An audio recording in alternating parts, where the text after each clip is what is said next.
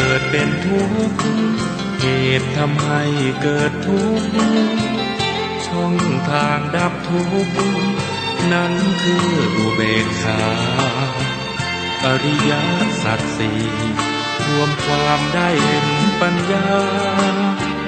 ส่องฉายบัญชาในภาวะจิตในโลกิยธรรมโลกุตระธรรมจุดเชื่อมที่นำเจริญสมาธิใจโคตระภูยานเชี่ยวชาญมั่นคงสดใสปัจจัตตังใช้อธิบายถ่ายทอดให้เห็น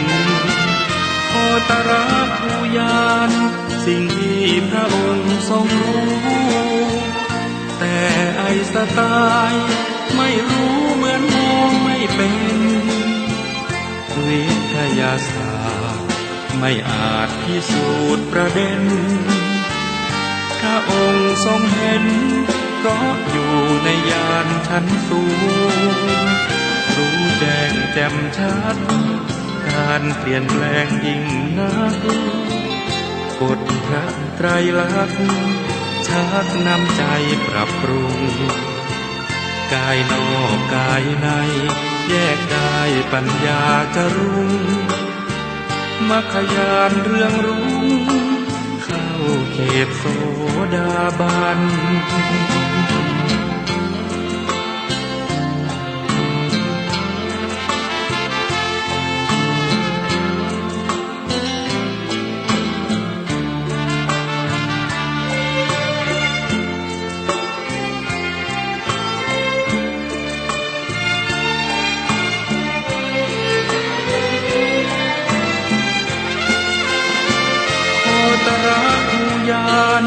สิ่งที่พระองค์ทรงรู้แต่ไอสไตล์ไม่รู้เหมือนมองไม่เป็นวิทยาศาสตร์ไม่อาจพิสูจน์พุทธคุณวางไว้กลางกล้าวเพื่อป้องกันเหล่าไฟดินสิ้นทั้งหลายธรรมคุณทูลวางไว้กลางใจเพื่อช่วยให้หูทั่วถึงชั่วดีสังฆคุณทูลไว้ในชีวิตเพื่อช่วยพิษปลดทุกข์เป็นสุขีด้วยบุญอภิวันอัญชลีสวัสดีโดยการนิรันดร์เทิน10 นิ้วกราบแนบใต้ไหว้สาปารมีธรรมในครูบาอาจารย์พระมหาเถรานุเถระท่านเจ้าคณะพระสังฆาธิการทุกรูปทุกตนขอความสุขความสวัสดีในธรรมะแห่งองค์สมเด็จพระสัมมาสัมพุทธเจ้าจงมีแก่บรรดาสาธุชนท่านผู้ฟังทุกท่านที่มีโอกาสเปิดเครื่องรับฟังรายการเสียงธรรมก่อนรับตาทางสถานีวิทยุเพื่อการศึกษาพระพุทธศาสนาและวัฒนธรรม FM ความถี่104.50 เมกะเฮิรตซ์วัดฝ่ายหินตำบลสุเทพอำเภอเมืองจังหวัดเชียงใหม่เมตตาในท่านพระครูสมุวิสุวัตวรคิโจท่านเจ้าอาวาสท่านผู้อำนวยการสถานีวิทยุแห่งนี้ถวายเวลาเฮือธรรมาภาพพระมหาประสิทธมาภินันโทได้น้อมนำเอาธรรมะสาระอันเป็นอัตถธรรมคำสอนมาเป็นปฏิพรให้ญาติโยมสาธุชนได้ฟังเป็นลำดับน้ำธรรมคำสอน 84,000 พระธรรมขันธ์นั้นล้วนแต่เอาท่านทั้งหลายก็เลือกเอามาปฏิบัติอันใดที่ถูกกับจริตอัธยาศัยหรือใช้วิจารณญาณแล้วบรรนักเบาเบาวิวและก็บ่เป็นที่ลำบากใจขอให้ดำเนินชีวิตของเราไปตามลำดับจึงจะสมบูรณ์ที่เราท่านทั้งหลายได้มีความเป็นอยู่อย่างถูกต้องท่องแท้อย่างน้อยๆก็มิถีชีวิตของเราก็บ่ได้ว่างเปล่าเฉิดฉายไปบ่ได้เพราะฉะนั้นญาติโยมสาธุชนท่านผู้ฟังทั้งหลาย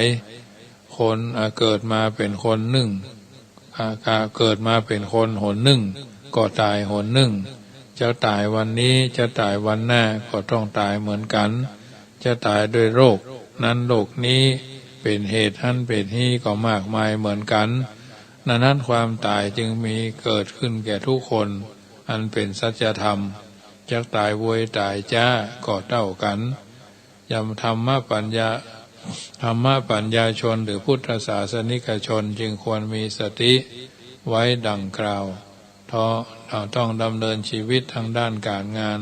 และด้านส่วนตัวไปอย่างไม่ประมาทอดีตที่เขาเคยประมาทเคยพลาดพลั้งไปก็ต้องเลิกประพฤติปฏิบัติกลับเนื้อกลับตัวกลับหัวกลับหางกลับชั่วคือเป็นดีและคุณงามความดีต่อไปให้สมบูรณ์เวลาที่เหลือของชีวิตจะทำดีได้นักได้น้อยพ่องก็จังมันขอสะสมบุญบารมีคุณงามความดีไว้เป็นผลแห่งบุญในชาติหน้าพบหน้าก็แล้วกันเมื่อศาสนิกชนพุทธศาสนิกชนระลึกนึกถึงในสิ่งที่กล่าวข้างต้นก็ต้องรู้สึกทำจิตใจผ่อนคลายสบายและเบาบางอย่าได้เข่าวิตกกังวลอนตรายเกินเหตุเกินพอดีนะถ้ามัวยึดคิดแต่ในทางที่บดีได้เคยทำมาก็มีอำนาจมีอันทำให้จิตเสื่อมโทรมสุดโทรมสิ่งที่เราเคยทำบดีในอดีตเป็นว่ากลับมาพลิกมาบ่ได้ทำแล้วจงทำปัจจุบันให้ดีที่สุดญาติโยมท่านผู้ฟังทั้งหลายเมื่อถูกต้องเหมาะสมจึงจะสมสมัยที่เราท่านทั้งหลายได้ดำเนินชีวิตมาอย่างลำดับลำดาคนที่มีการปรับตัวมีการพยายามมีความพยายามเนาะก็จะทำให้เขาคนนั้นมีคุณค่ามีชีวิตที่มีคุณค่าคนที่เขาเป็นธรรมปัญญาชนนั้นเขามักจะจัดชีวิตของตนให้เป็นคนมีระเบียบมีวินัยในการดำเนินชีวิตโดยกำหนดกฎกรอบหรือตาราง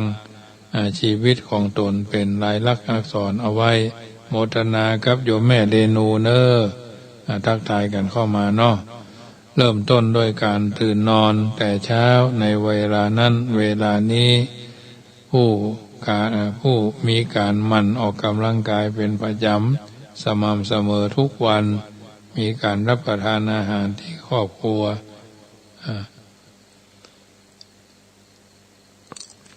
รับประทานอาหารที่ครบประโยชน์และรับประทานเท่าที่จำเป็นมีการขยันหมั่นเพียรอดทนอดกลั้นในการทำมาหาเลี้ยงชีพที่สุจริตมีการพยายามใฝ่หาเรียนรู้ในสิ่งที่สร้างสรรค์และสิ่งที่ดีงามใหม่ๆอยู่เสมอมีการประหยัดใช้จ่ายเท่าที่จำเป็นตามฐานานุรูปแห่งตนมีการสมาคม และช่วยเหลือเกื้อกูลคนอื่นตามกำลังความสามารถมีการพักผ่อนนอนหลับที่เพียงพอและมีการสวดมนต์ไหว้พระแผ่เมตตาเพื่อเป็นสิริมงคลแก่ตนและคนรอบข้างกู้ข้างเนาะวันคืนผ่านไปกี่ปีเขาก็จะทำในสิ่งที่ข่าวข้างต้นเป็นประจ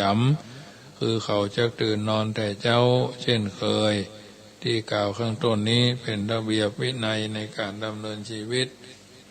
ของคนที่เป็นธรรมปัญญาชนนะเขาจะวางข้อกำหนดเอาไว้กับตัวเองด้วยตนเองและควบคุมตนเอง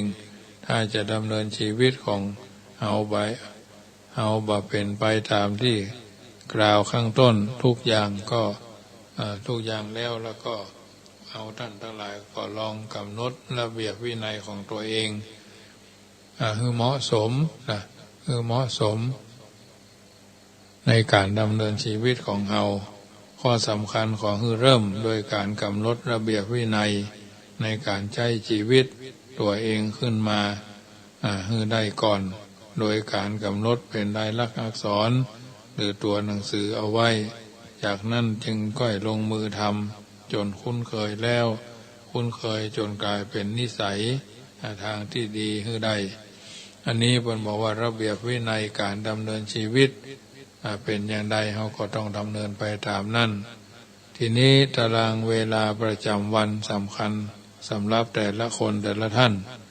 ถ้าอู้ถึงการควบคุมสรรพสิ่งในโลกนี้โดยย่อก็พอจะกล่าวได้สองลักษณะหนึ่งสิ่งที่ตัวเฮาสามารถ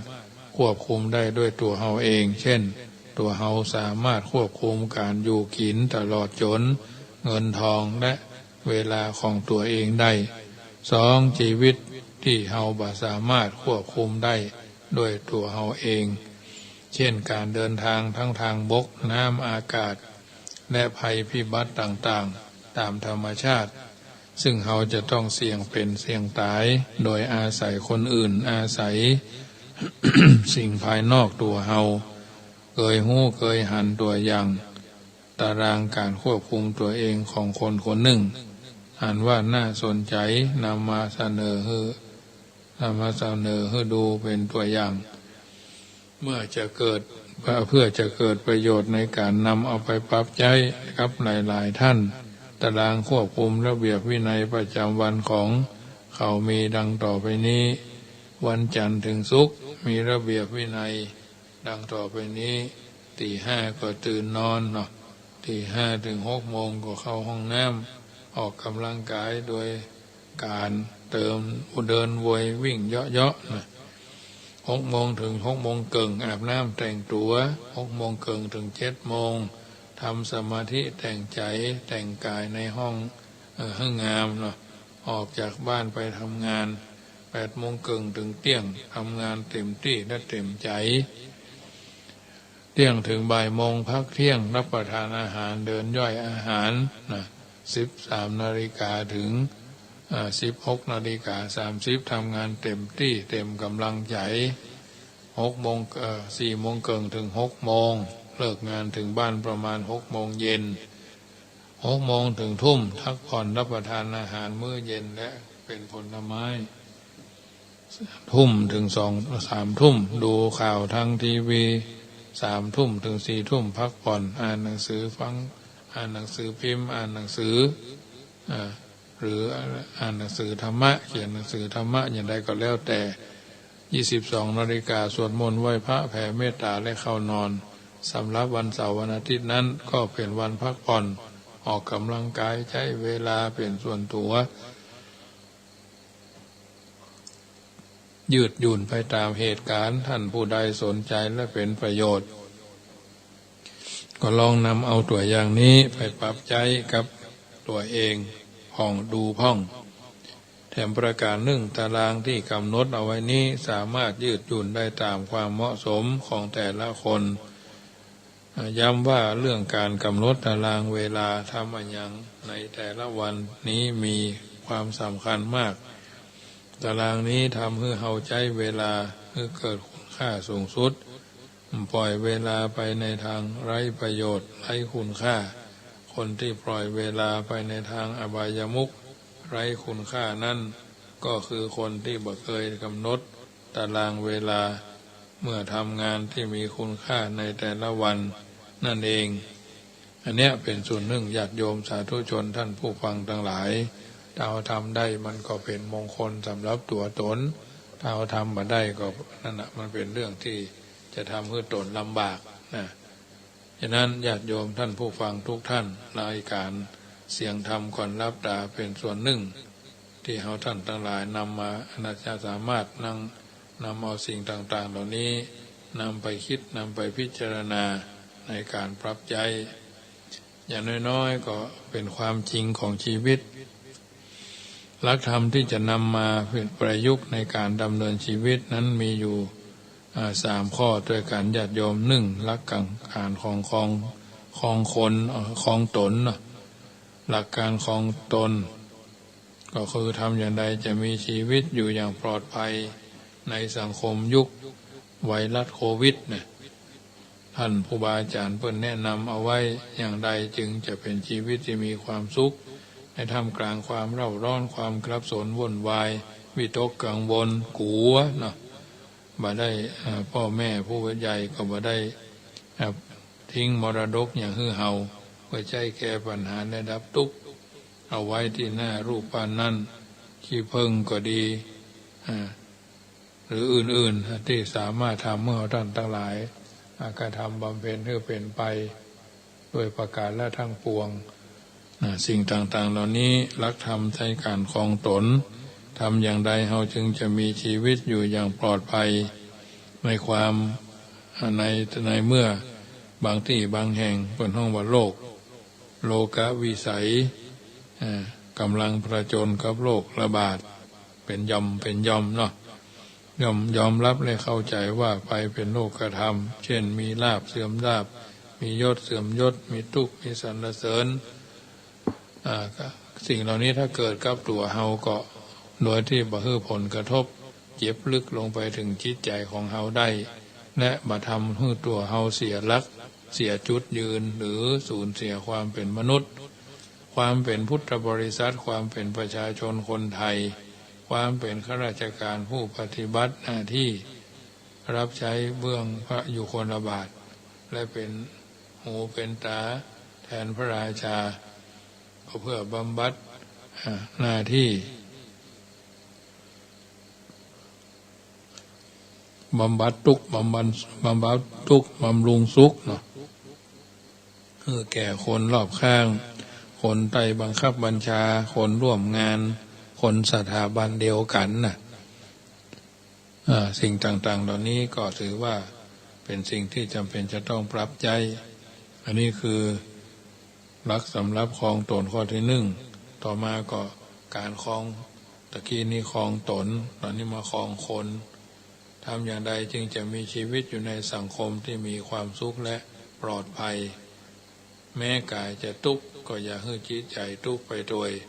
แม้กายป่วยก็อย่าให้ใจป่วยไปด้วยจะพลอยป่วยพลอยไข้ไปด้วยเหมือนกับชาวนากำลังทำนาแม้เขาเองจะอยู่ท่ามกลางสัมผัสสะแห่งทางกายก็เร่าร้อนรุนแรงเกิดจากสายลมสายฝนหรือแสงแดดถึงแต่เขาก็กลับมีชีวิตที่แช่มชื่นเบิกบานมีความสุขใดแม้ฝนตกแดดออกฟ้าคะนองดูเหมือนเขาอาจจะได้รับทุกข์ทางกายแต่ใจบ่ทุกข์แต่ในขณะเดียวกันเนาะเหมือนว่าเขาอาจจะได้รับความทุกข์ทางกายใจบ่ทุกข์ในขณะเดียวกันก็เหมือนว่าจากภัสสะอย่างเดียวกับแห่งคนหนึ่งเขากลับมาเป็นทุกข์เพราะภัสสะที่เกิดจากสายลมเป็นต้นดังได้กล่าวมาแล้วว่าการที่เขาจะมีชีวิตอยู่อย่างมีความสุขในสังคมปัจจุบันได้อย่างใดถ้าเขาไม่ยอมรับความจริงของชีวิตในโลกอย่างนี้เป็นอย่างที่มันเป็นไปเนาะโลกอุปมาเหมือนโรงละครโรงใหญ่เป็นบทบาทของชีวิตในแต่ละช่วงคณะเหมือนกับฉากละครที่ต้องแสดงไปตามบทบาทของผู้กำกับการแสดงหรือเจ้าหน้าที่กฎธรรมเจ้าในหน้าที่กฎธรรมนิยามทุกบททุกตอนช่วงล่างช่วงบนนะช่วงที่มีการ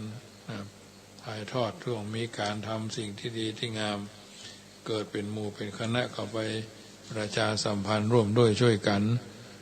เวลาในชีวิตเราก็ต้องแสดงไปตามหน้าที่บทบาทท่านทั้งหลายถ้าอยู่บ้านอยู่ที่ทำงานอยู่ที่อื่นๆท่านอาจจะมีบทบาทเป็นพ่อเป็นแม่เป็นพี่เป็นน้องก็ได้พอออกจากบ้านมาก็เป็นเจ้าหน้าที่เป็นพนักงานเป็นผู้อำนวยการเป็นเลขาเป็นครูบาอาจารย์หรือเป็นอะไรอย่างก็แล้วแต่ฉากของชีวิตซึ่งจะเปลี่ยนแปลงไปตามสถานภาพกาลเทศะลักษณะนี้เราจะต้องยอมรับความเป็นจริงไม่ใช่ว่าเราจะเป็นพ่อเป็นแม่ตลอดเวลาและเป็นครูบาอาจารย์ตลอดเวลาเป็นผู้อำนวยการตลอดเวลาบางคนบางคนบ่เข้าใจความจริงโดยอัตโนมัติหรือโดยสมมุติ ยึดติดในโลกธรรมฝ่ายบวกก็แสดงบทบาทประถูกต้องเช่นแสดงบทบาทของความเป็นพ่อเป็นแม่แสดงบทบาทของความเป็นครูแสดงบทบาทของความเป็นผู้บังคับบัญชาเป็นผู้อยู่เป็นบังคับบัญชาอยู่ตลอดเวลาเมื่อบ่ได้เข้าใจความจริงอย่างนี้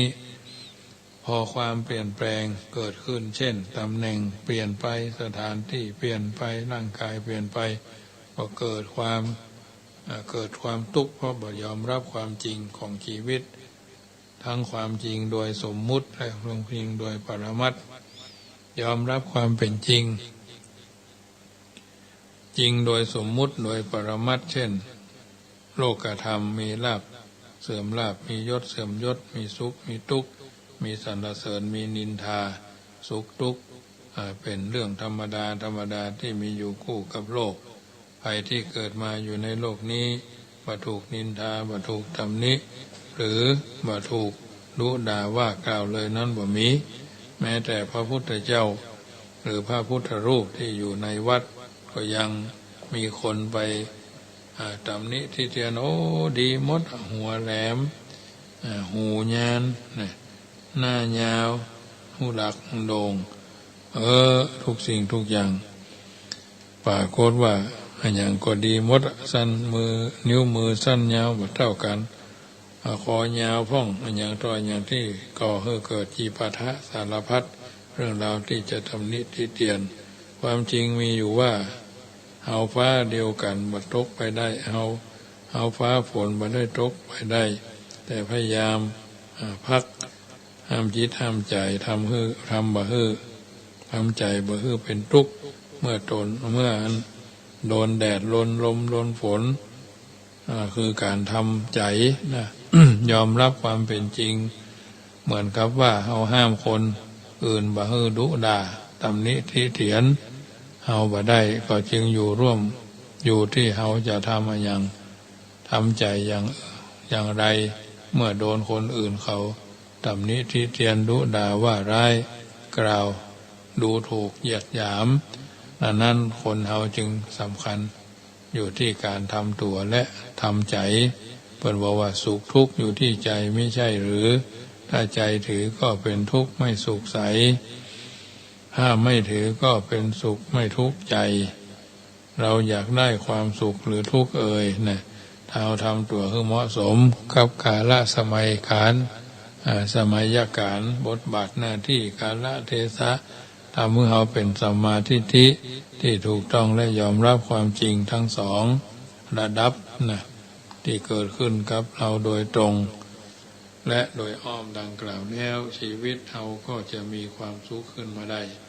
ความจริงโดยปรมัตถ์ไม่เราจะยอมรับแล้วความประเสริฐนั้นก็ขึ้นอยู่กับท่าทีดึงเนาะเพราะฉะนั้นเมื่อเกิดทุกข์การเข้าไปกำหนดรู้ทวนถึงบอกว่าทุกขังอริยสัจจังปริญญายังเมื่อเข้าไปกำหนดรู้ถึงสาเหตุก็จะเข้าใจในสิ่งต่างๆเหล่านี้เป็นลำดับไปทีนี้เพิ่นบอกว่าท่านลองนึกดูว่าคนที่มีชีวิตอยู่ท่ามกลางภัสสะที่รุนแรงบีบคั้นอยู่ท่ามกลางความเปลี่ยนแปลงแปรปรวนได้อย่างมีความสุขและรู้เท่าทันความประมาททำพูดคิดบ่ผิดบ่พลาดมีจิตเป็นอิสระบริสุทธิ์ว่าจะมีอย่างเทียบเท่าใดอย่างใดอย่างที่ได้กล่าวแล้วว่าถ้าจิตใจเฮาดีจิตใจเฮาสะอาดจิตใจเฮาวิตกกังวลหรือบริสุทธิ์บอกว่าอย่างอยู่แห่งหนตำบลไหนในป่าในบ้านในถ้ำหรือที่อยู่บนตึกเนาะ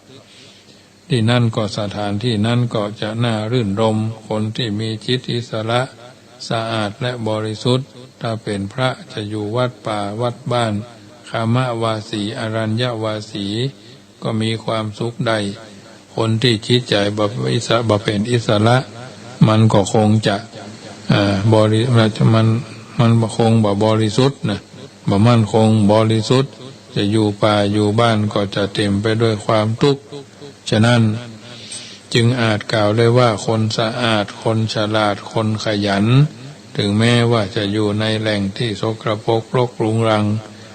ก็สามารถทำให้สถานที่นั้นเป็นแหล่งเรียนรู้ที่สะอาดและบริสุทธิ์และรุ่งเรืองไปตามสภาวะการของมันถ้าหากว่าสิ่งเหล่านี้เป็นไปตามวาระของมันก็ได้ก็จะทำให้สิ่งต่างๆเจริญบนห้องว่าเกิดความรุ่งเรืองขึ้นมาได้อย่างที่ว่าสะอาดกายเจริญวัยสะอาดใจเจริญสุขเจริญธรรมคนที่บัฉลาดบัสะอาดมาบริสุทธิ์ถึงแม้ว่าจะอยู่ในที่สะอาดและบริสุทธิ์ตำแหน่งบริสุทธิ์มีตำแหน่งสูงส่งอาจจะทำให้สถานที่แห่งนั้นทรุดโทรมรกรุงรังเศร้าหมองบัสะอาดผ่องใสขึ้นมาได้ดังนั้นเมื่อยอมรับความจริงทั้งในส่วนที่เป็นสมบัติสมมุติและปรมัตถ์คือการครองตนอยู่เหมือนกับลิ้นงูอยู่ในปากงูลิ้นงูอยู่ในปากงูอย่างใดลิ้นงูอยู่ในปากงูแต่บ่ถูกเขี้ยวงูมันกัดถ้าหูถูกเขี้ยวงูกัดเมื่อใดจะทำให้เป็นทุกข์แล้วเฮาจะอยู่ในโลกอย่างใดโดยที่บ่ให้โลกกระทำมันกัดมันครบเพราะฉะนั้นญาติโยมท่านผู้ฟังทั้งหลายอันนี้เป็นส่วนหนึ่งนำมาเอื้อนเจริญพรให้ญาติโยมสาธุชน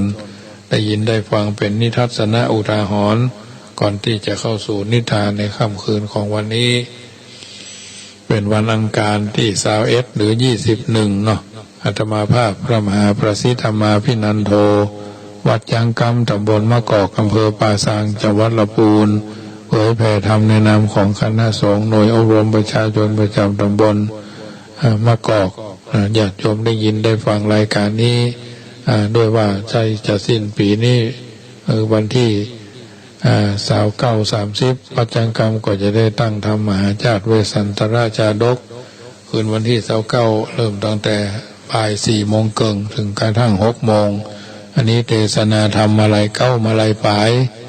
แล้วก็ทุ่มถึง2 ทุ่มสวดนพเคราะห์นิมนต์ครูบาอาจารย์9 รูปมาสังวาสสวดยายและก็ท่านที่มีเจตนาปู่จุงปู่จาเตียนโดยเฉพาะเตียนนพเคราะห์นพเคราะห์109สะเดาะเคราะห์109นี่ก็มีจำนวน227 เล่มนะเล่มละ99 บาทนะ227 เล่มละ99 บาทก็เอาจุดเอาในวันที่29เป็นการจุดเทียนแล้วก็สวดนพเคราะห์มาได้คืออนุญาตไปจุดที่บ้านเนาะจุดที่วัดยังกรรมเพราะฉะนั้นวันที่29เมื่อคืนเนาะอยู่ทางบ้านก็อาจจะฟังทางเฟซบุ๊กไลน์ในเนอะวันที่30เริ่มตั้งแต่ตี 5เนาะตี 5ก็มีการยืนโยงองค์การเข้าที่เขากวนกันคืนวันที่29นั่นแหละที่30เจ้ามืดก็มีการกวนเข้าทิพย์ก็มีการถวายเข้าแต่พระพุทธรูปพระพุทธเจ้าเนาะแล้วก็จะได้เริ่มมีการโยขันแก้ว5 โกธากบาอาจารย์ก็จะได้ทยอยกันมาเทศนาธรรมวันที่30ทุกปีนี้เป็นปีที่15เนาะเป็นปีที่15มีโอกาสก็มากินมาทานกันโดยเฉพาะเป็นเจ้าภาพกันเทศกันละ 2,500 บาทท่านเกิดปีใดท่านก็ทำปีนั้นก็ได้หลวนสตางค์ปัจจัยบ่มีหลายก็ทำเป็นกองบุญกองทุน99กองบุญเนาะกองบุญละ99 บาทอันนี้ก็บูชาพระธรรมเทศนาได้ตามที่เขามีความพร้อมกองบุญที่ว่าพระธรรมจตาปีชวดหนู45กองบุญละ99 บาทอันนี้แล้วแต่เจตนาของท่านเนอะท่านใดมีถั่วดินเนาะถั่วดินถั่วลิสงขั่วก็ได้ดิบก็ได้งาขาวงาดำงาลูกเข้าแล้วก็เกี่ยวกับการกวนข้าวทิพย์หรือกวนข้าวที่เขาจะเอาถวายพระพุทธรูปถวายพระพุทธเจ้าของวันที่30นะอันนี้ก็ส่วนหนึ่งที่นำมาเอื้อนเจริญพรให้ญาติโยมได้ฟังแล้วก็วันที่31ก็สวดมนต์ข้ามปีที่วัดมีโอกาสก็มาบ่มีโอกาสก็เป็นหยังวันที่1กินข้าวงายแล้วก็สวดสืบชะตาถ้าท่านมาเหมือนทุกปีแล้วนี่บ่ได้จัดเพราะว่าไวรัสโควิดรุนแรงมากระทบ ถึงวัดถึงบ้านก็ทำให้ต้องวิตกกังวลในต่างๆนานาก็เลยงดไปปีนี้เลยเป็นปีที่14ญาติโยมมีโอกาสก็ไปมาหาสู่กันได้เนอะวันนี้ก็ได้เตรียมเกี่ยวกับข้าวสารป่าบุป่าเค็มป่ากระป๋องมาม่านมเนาะแล้วก็อื่นๆเราจะได้เอาไปมอบผู้คนในวันพรุ่งนี้ซึ่งก็ใกล้จะหมดเขตการกักตัว15 วัน15 คืนพี่น้องคณะสถาบันพระบาทตากผ้าเนาะเพิ่นถูกไวรัสโควิดกระทบก็เฮาก็ไปช่วยกัน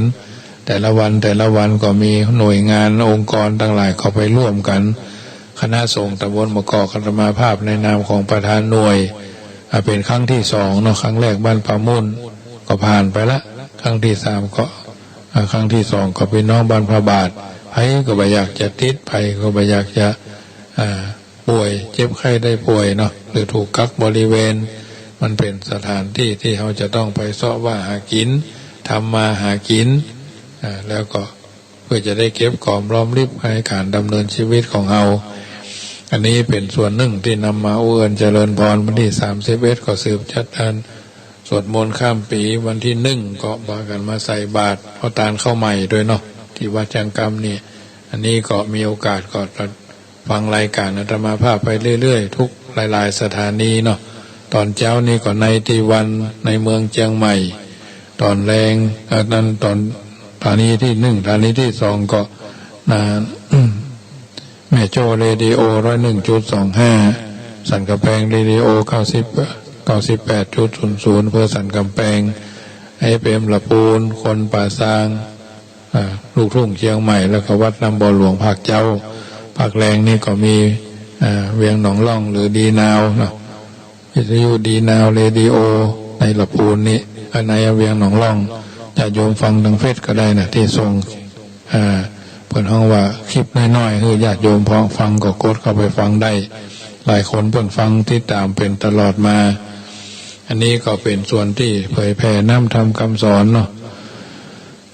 แล้วก็มีสถานีเพิ่มขึ้นใหม่สถานีในเมืองละปูนสถานี